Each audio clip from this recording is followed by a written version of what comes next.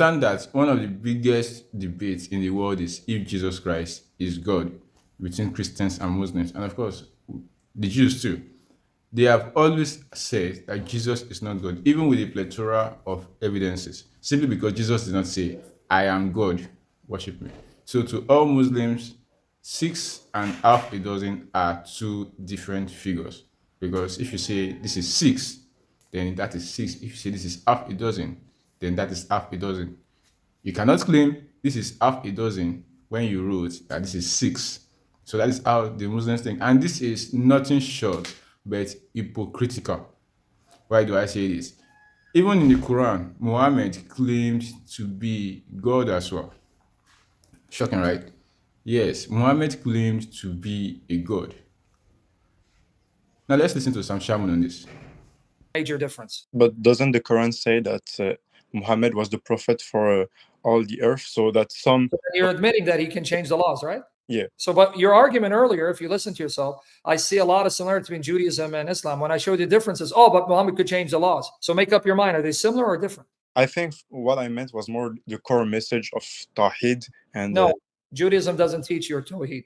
Can Have you- you studied the Old Testament to see what it teaches about God? Yes, I've read some passages that I've seen in your videos. Yes. And when you speak with Yossi the Jew, Yes. How is that close to Islam? not very much, but the Jews will say that it's only metaphors. And I don't care what they say. They can say what they want. But if in the book it shows that God is the Father, the angel of Yahweh is called God, and the Spirit is God. So you believe that the angel of Yahweh of the Old Testament is God? Me? Yeah, I mean, in Islam, does Islam believe the angel of Allah is Allah or Ilah in an Ilah?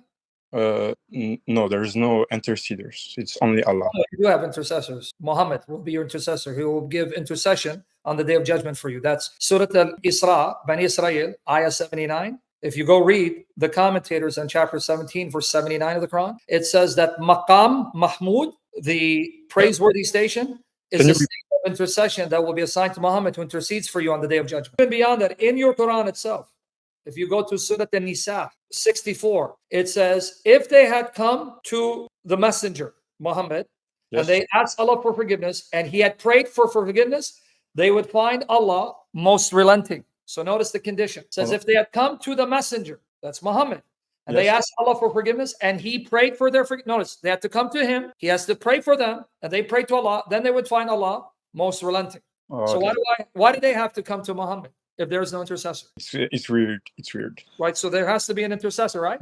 Yes, from Even to become Muslim. Can I simply say La ilaha illallah and stop? no. You need So I have to say La ilaha illallah wa Muhammad.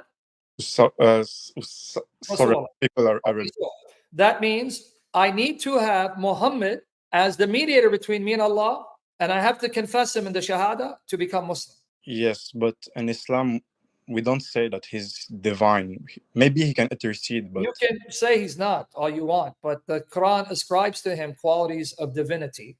For example, in chapter 9, verse 94, it says, Allah and his messenger will see what you do. How does Allah and his messenger see what you do? I don't know. Yes. See, that's because you're hearing one side of Islam, but you're not reading the Quran in context to see that what the Quran says of Muhammad elevates him to a status that shows he's divine. In fact, in Sunni Islam, I don't know if you're Sunni or Shi'i. Sunni. Okay, Sunni Islam, aren't you told that when you pray 5 times a day, that you need to pray for Muhammad, and the more you pray, the more likelihood Allah will accept your prayer? And then it says that when you greet Muhammad, that there's an angel assigned to Muhammad who makes known to Muhammad that you're greeting him. Yes.